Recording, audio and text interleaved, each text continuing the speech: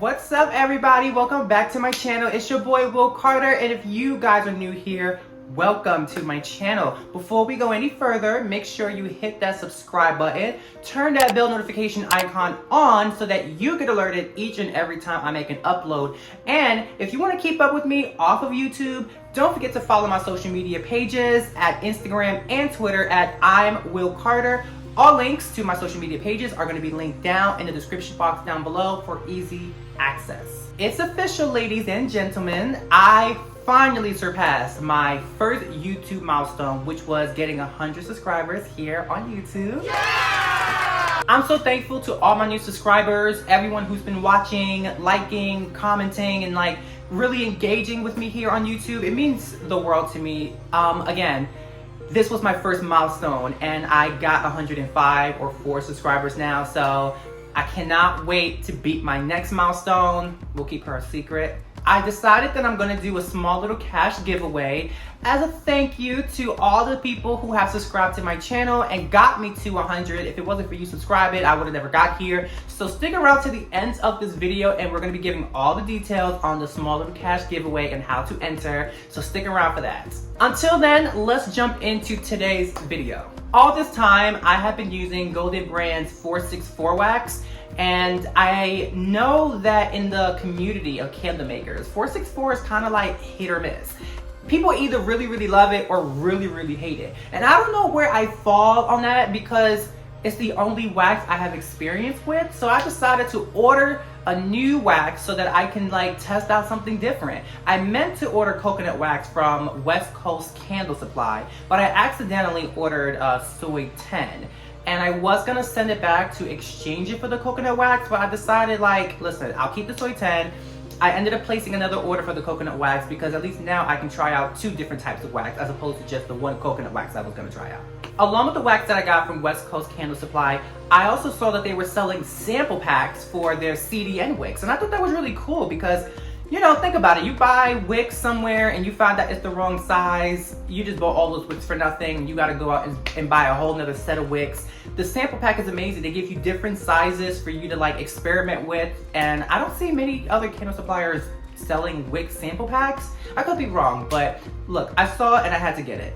They also were nice enough to add a little gift, a sample fragrance oil for me to use with my new wax that I got. So I'm gonna be using that new fragrance in today's candle. This is the Soy 10 that I accidentally bought, but purposely, deliberately keeping. I only got 2 pounds of it because I just wanted to sample it because what if I end up not liking it? These are the wicks that they included in the sample pack, the CDNs. I got CDN 2, 3, 4, 5, 7, 10. I mean, they definitely skipped some numbers, but I don't think that matters. And this is the fragrance oil that they included in my order.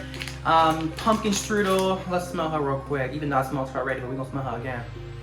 That smells so good. I had a pumpkin spice candle once and I fucking hated it because I'm just not down with the spice smell, but this is pumpkin strudel. Oh, God, so good. So we shouldn't delay this any longer, right? Let's jump in, let's work with this Soy 10 and see what kind of candle we come up with. So today's candle is going to be made in one of my own vessels that I made myself.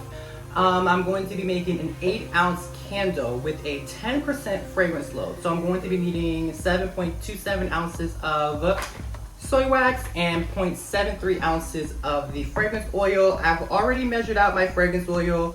As you guys can see here, I used the pumpkin strudel. Again, I really love this. This is the very first time I'm working with soy wax in a block. I'm used to it being flaky, like the Golden Brand 464.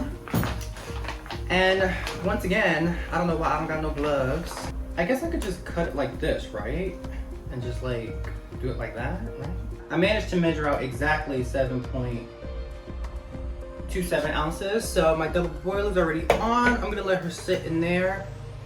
And we're gonna let this melt down while I clean this situation up. In the event that I end up liking this one better than the 464, I'm gonna have to invest in a knife, or B, one of those they have those wire kind of cutters and they cut really well. Yeah, we're gonna have to invest. And some gloves, because that's a hot mess, come on. So usually I would use this time while that's melting down to wick my vessel, but I'm not going to be wicking my vessel because I really want to try the wickless testing. So we're not going to wick anything. As far as temperatures go, from my knowledge of Soy 10, the temperatures are relatively the same in terms of like, you know, heating up to 180, and that's going to be like the temperature where you're going to pour in your fragrance oil. But I did notice that the pour temperature was significantly different than the 464. 464 soy wax typically tells you like pour at 135. But with Soy 10, I saw that you should actually pour at a much higher temperature, like 160 to like 170.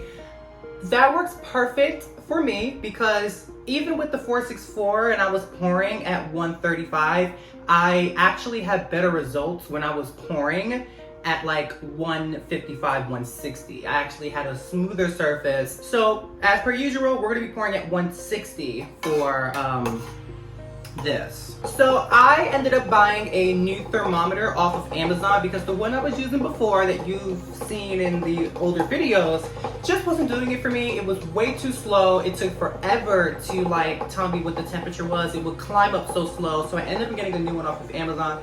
This one is super, super fast. I mean, like in maybe like 4 seconds, 5 tops. I got my temperature with this one. I'm going to link this down in the description box down below. Why am I not doing like Amazon affiliate marketing, bitch? I'm just gonna check the temperature. I'm looking for 180, but I don't mind if I go higher than that. Ooh, I'm at 190, so I'm gonna actually take her out. I don't want her that hot. So just a little tip that I discovered while I was making candles is it's really important that when you are putting your thermometer inside of your pitcher or Presto pot or whatever, you're not letting the probe touch like the floor. Don't let it touch the very bottom because the temperature actually isn't exactly what you think it is. You have to let your probe just sit in the wax only. Don't let it touch the sides, don't let it touch the bottom. If you want like the most accurate number of where your wax's temperature is, just let it float in your wax. Okay, so I got her down to 180 and 182, and I held it there for about 15 seconds. That's how I know like, okay, this is where she is. So I'm gonna pour my fragrance oil in. And you guys know I do this all the time. When I make candles, I set a timer for 2 minutes and I stir. Okay, get it together. I've learned to stir slower than I'm used to. You know, because back in the day, I used to be whipping that bitch like, what happened? So now I want my wax to kind of like drop to about 160, even 155 I'll be okay with. Anything in that range. And I don't even mind, you know, 165, really. Okay. So when it gets to a temperature that I like, I give it about 15 seconds to see where she's gonna jump at that point. So right now it's at 159, which again, I'm okay with that. So I'm gonna give it 15 seconds and see where she goes.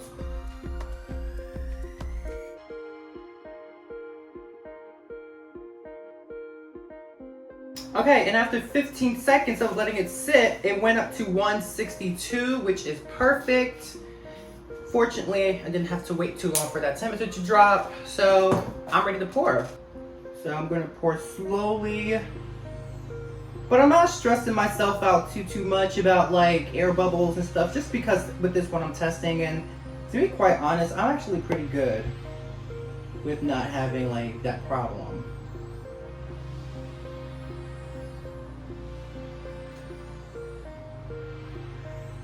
Okay. Now all that's left is just let her sit. I like to give it, usually when I wick it, I'll give it 1 hour before I remove my little ghetto ass wick centering devices, and I'll cut the wick from there. But in this particular case, it's just gonna sit overnight because there's no wicks to cut in this one. So after overnight, I will actually start my wickless testing from there. As you guys know, I gotta give it at least 7 days before I do a burn test to see how she's get. Damn, helicopter. As you guys know, I gotta give it 7 days to cure before I can do a burn test.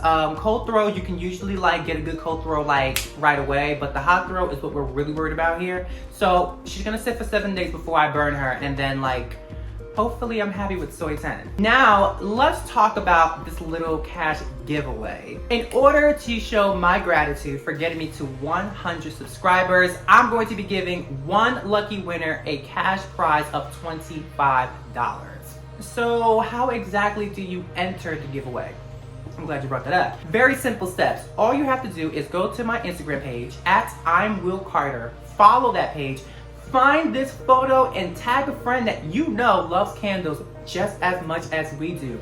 Once again, go to my Instagram page at I'm Will Carter, follow, find this photo, tag a friend that you know loves candles just as much as us, and from there, you're entered. Make sure you act quick because you only have 3 days to enter. After the 3rd day, this photo will no longer be accepting comments and you will not be able to participate. So make sure you get your comments in as soon as possible. The winner will be announced in next week's Thursday's video. So make sure you guys check that out so that you can find out if you won the $25 cash giveaway. And now that we're here at the end of the video, as always, y'all know the drill. Make sure you subscribe to my channel, hit that bell notification icon to turn her on, like the video, leave a comment down in the comment section down below, and follow me on my social media pages. And with that being said, I hope you guys have a beautiful good morning, a beautiful good afternoon, and of course, a beautiful good night, whatever part of the world you're in. Bye-bye.